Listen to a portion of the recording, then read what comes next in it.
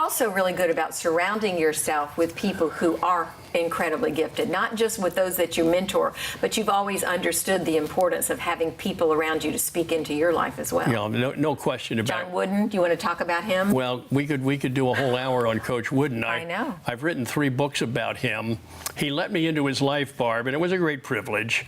The greatest coach in the history of sports. He was in his late 80s when I wrote and asked permission to write a book about him called How to Be Like Coach Wooden. He called me back and said, Mr. Williams, he said, I'm not worthy of a project like this, but he said, if you would like to do it, he said, you go on ahead. Well, that opened the door, and I got to spend time with him in the last decade of his life. He lived till 99, but he was probably late 80s, early 90s. I guess about 5 or 6 occasions we would take him out to dinner or to breakfast. He had breakfast every morning at the same little restaurant, Vips, and they had a little booth that was his, and marvelous man. What did you like about him? Humble, humility, Barb, would be, I think, the main. I mean, here's the greatest coach of all time. You'd never know it. He never lorded that over. He was just a humble guy. How did he treat his guys? And his players, you know, when they played for him, he was tough, and his practices were tough, and he was firm, you know. But years later, when they became adults, they all gravitated back to him. And the fact that he lived to almost 100, you know, he would welcome them back at his condo, and he had a different relationship. Then they realized what he was teaching them way back then. Right. Back when they were in school, they had 3 interests. They're in no particular order: basketball, girls, and grades. Yes. But Coach Wooden's principles and his teaching really hit much later when they had their own children and their own grandchildren. Then they realized what Coach Wooden was about. Remarkable man. I told you this in the green room, that one of my favorite books of the 101 books that you have written would be the one on John Wooden. I learned so many wonderful things that he said, and so much of his character and his personality came out beautifully in that book. And of course, you've said you've written 3 on him. I've only read the 1, but I highly recommend to our viewers to, where can people get your books? Can they go to your website? And I send them to Amazon, Barb. Okay. Amazon's such a wonderful way to order books. The first book that I wrote was called How to Be Like Coach Wooden. Then that might be the one I read. Then the second one was called Coach Wooden: The 7 Secrets that impacted his life. And then the third one was called Coach Wooden's Greatest Secret. One secret. That was the third one. What's the one secret? I sat with him one night at dinner, and I said, Coach, you've been on this planet 9 centuries, 9 decades. I said, is there one secret that you have learned perhaps above others? And he thought for a minute, and then he said, the closest I could come to one secret of success would be a lot of little things done well. That's what he said.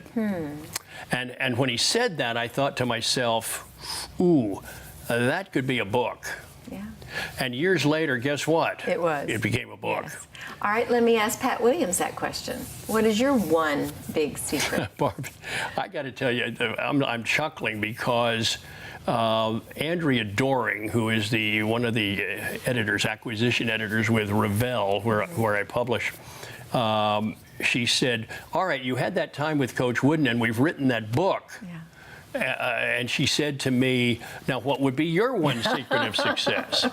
And I said to her, when your greatest talent intersects with your greatest passion, yes, you have found your sweet spot in life, and that's where you want to hang. Right. And then she said, well, why don't we write a book about that? That's great. And the book is finished. Okay, what is that book called? It's called The Success Intersection. I love that. Clint Hurdle, the Pirates manager from down on the Friends from the Space Coast, he wrote the foreword for us.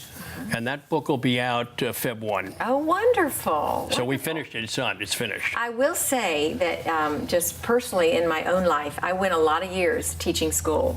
Loved teaching school. It was wonderful to teach, and then people have since said, well, why didn't you get into television a lot sooner? And I said, that was my training ground. But man, Pat the intersection of my passion and what I love to do, and with what my giftedness from the Lord, I'm in my sweet spot. This is what I Good. love to do. And, Good. and you hit your sweet spot early. I didn't hit mine early. Yeah, I was 7 years old when I saw my first Major League Baseball game That was it for you. in Philadelphia, and I knew I woke up the next morning, Barb, with a dream. And by the way, Dr. David Jeremiah tells us that dreams always come when we're asleep. That's pretty profound. Yes, it is.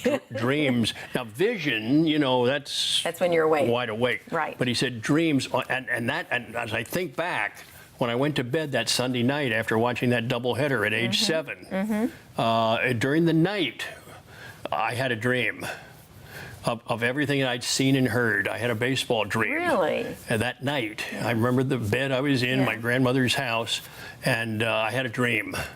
And I woke up the next morning, Monday morning, and I knew exactly what I wanted to do with my life. 7 years I wanted to be a ball player. Yeah. And every moment from that point on was dedicated to that goal.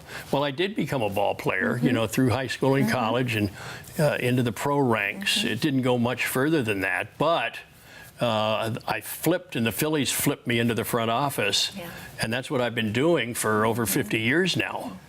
So you have been in your sweet spot for a long time. Still goes back to when I was 7 years old, Barb. Well, So I encourage people to seek out, analyze carefully. What is a talent? What's my best talent? And what am I passionate about? So when youngsters come to me wanting advice about life, I tell them that little story I just shared with you. Figure that out. Now go get educated in that field. Right. And you got to get paid every 2 weeks. Yeah. That's important. Yes. And but if you'll go that route, you're going to live a life of fulfillment. That's right. You're going to really feel, and it comes down, Barb, to purpose. Rick Warren poured out tens of millions of copies of The Purpose-Driven Life. We all are wrestling. What is my purpose? Why did God put me on this earth? And what is the purpose behind my life? And when you can discover that, boy, you're ready to roll. That's right.